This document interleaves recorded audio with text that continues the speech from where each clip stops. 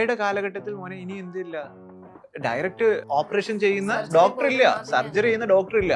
പകരം ഒരു റോബോട്ടിന്റെ അസിസ്റ്റന്റ് ആണുള്ളത്. ഒന്നുകിൽ നിനക്കത് റോബോട്ടിനെ ഉണ്ടാക്കാം, അതല്ലെങ്കിൽ റോബോട്ടിന്റെ അസിസ്റ്റന്റ് ആയി നിൽക്കാം.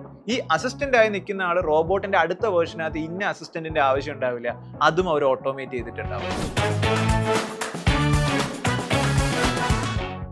ഞാനൊരു ട്രാപ്പിലാണെന്ന് ആ ഒരു സ്റ്റേജിൽ അപ്പോഴൊക്കെയാണ് റിയലൈസ് ചെയ്യുന്നത്. ദെൻ അത് കഴിഞ്ഞിട്ട് പിന്നും ആ ഒരു പാഷൻ കാരണം കണ്ടിന്യൂ ചെയ്ത് ബിടെക്കിലെത്തുന്നു. ബിടെക്കിലെത്തി 4 വർഷം പഠിക്കുമ്പോഴും ഇതേ അവസ്ഥ തന്നെയാണ്. ഇനി ഒരു തലമുറ അങ്ങനെ ഉണ്ടാവരുത്. അമ്മാവന്റെ മോൻ ഇന്ന കോഴ്സിൽ ജോയിൻ ചെയ്തത് കൊണ്ട് നീയും ഇന്ന കോഴ്സിൽ ജോയിൻ ചെയ്തോ എന്ന് പറയുന്ന സിസ്റ്റം മാറണം. കാണുന്നത് മാത്സ് ഇൻട്രസ്റ്റ് ഇല്ലാത്തൊരു കുട്ടീനെ റിപ്പീറ്റഡ് ആയിട്ട് മാത്സ് പഠിപ്പിക്കുന്നു. അതേപോലെ തന്നെ രാവിലെയും വൈകിട്ടും സാറ്റർഡേ സൺഡേ സ്പെഷ്യൽ ട്യൂഷനും കൂടി കൊടുത്ത് പഠിപ്പിക്കുന്നു. മാത്സ് പഠിക്കേണ്ട കുട്ടിയല്ല.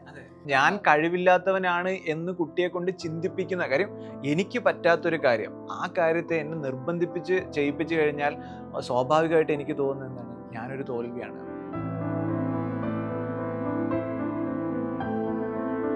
സ്റ്റേപ്പിലോട്ട് എത്തുമ്പോൾ എനിക്ക് ടെക്നോളജി എന്താണെന്ന് പറഞ്ഞു കഴിഞ്ഞാൽ എൻ്റെ യൂസ് എന്ന് പറഞ്ഞു കഴിഞ്ഞാൽ സിനിമ കാണാനും ഗെയിം കളിക്കാനും ഉള്ള ഒരു ഉപകരണം.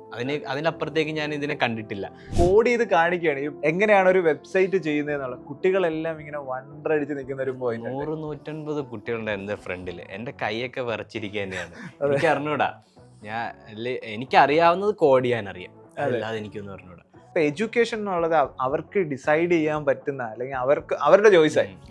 അപ്പൊ നമ്മളിപ്പോ എന്താണ് എഞ്ചിനീയേഴ്സ് ചോയ്സ് എന്നൊക്കെ പറയുന്ന പോലെ കുട്ടികളുടെ ചോയ്സാണ് അവർ ഏത് പ്രോഗ്രാം പഠിക്കണം.